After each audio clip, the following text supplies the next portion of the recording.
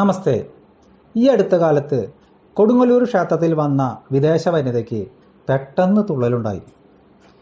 ഇത് ദേവീ ചൈതന്യം ആവേശിച്ചതാണോ, അതോ അവിടുത്തെ താളവും അന്തരീക്ഷവും ചുവന്ന വസ്ത്രങ്ങളും അവരിൽ ട്രാൻസ് എന്ന സൈക്കോളജിക്കൽ അവസ്ഥ ഉണ്ടാക്കിയതാണോ? നമുക്കൊന്ന് പരിശോധിക്കാം. അതിനാദ്യമായി ദേവീ ചൈതന്യത്തിൻ്റെ പ്രത്യേകത എന്ത് എന്നറിയണം. ഇപ്പോൾ നമ്മൾക്ക് ചുറ്റമ്പല പരിസരം കാണാം. കൊടുങ്ങല്ലൂർ അമ്മയുടെ ചൈതന്യം അമ്മയുടെ ഇടത് ഭാഗത്തേക്ക് മാത്രമാണ് ഒഴുകുന്നത്. ഇത് താങ്കൾക്ക് ചെറിയ പരിശീലനത്താൽ മനസ്സിലാക്കാനും സാധിക്കും. വീഡിയോയിൽ വൃത്താകൃതിയിലുള്ള തൂണും ദീപസ്തംഭവും കാണാം. ദേവി ചൈതന്യം ഒഴുകി വരുന്നത് ഇതിനിടയിലേക്കാണ്. അവിടെ നിന്ന് പ്രാർത്ഥിച്ചാൽ മാത്രമാണ് ദേവി ചൈതന്യം ഭക്തരിലേക്ക് എത്തുന്നത്.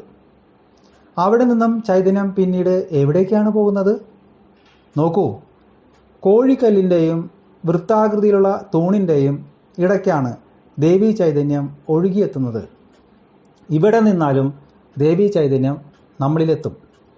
അപ്പോൾ വിദേശ വനിതയ്ക്ക് സംഭവിച്ച് എന്തെന്ന് നമുക്ക് നോക്കാം. ദേവി ചൈതന്യം ഒഴുകി വരുന്ന ഭാഗത്ത് നിന്നിരുന്നെങ്കിൽ മാത്രമാണ് അവരിൽ ദേവി ചൈതന്യം ആവേശിക്കുകയുള്ളൂ. മാത്രമല്ല, അവിടുത്തെ ചുവന്ന പട്ടുകൊണ്ടുള്ള അന്തരീക്ഷവും കൊട്ടും താളവും കോമരങ്ങളുടെ സാന്നിധ്യവും അവരിൽ ദേവി ചൈതന്യം ആവേശിക്കാനുള്ള സാധ്യത കൂട്ടുകയും ചെയ്യും. ചുരുക്കത്തിൽ, ദേവി ചൈതന്യം ആവേശിക്കണമെങ്കിൽ മേൽപ്പറഞ്ഞ സ്ഥലത്ത് നിന്നാൽ മാത്രമേ സാധ്യതയുള്ളൂ. അല്ലെങ്കിൽ വിദേശ വനിതയ്ക്ക് സംഭവിച്ചത് എന്താകാം?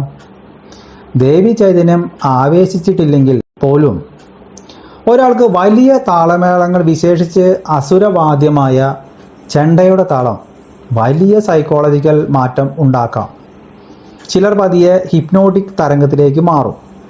പൂരക്കൊട്ടിൽ നമ്മൾ കൈകാലുകളും ശരീരവും കൊണ്ട് താളം പിടിക്കുന്നത് പോലെ ഇതിൽ തന്നെ ചിലർക്ക് അനിയന്ത്രിതമായ സൈക്കോളജിക്കൽ വൈബ്രേഷൻ ഉണ്ടാകാം. ഇവിടെ വിദേശ വനിതയ്ക്ക് സംഭവിച്ചത് ഇതാകാം. താളത്തിലും ആ അന്തരീക്ഷത്തിലും പെട്ട് ട്രാൻസ് എന്ന സൈക്കോളജിക്കൽ വൈബ്രേഷൻ ഉണ്ടായിട്ടുണ്ടാകാം.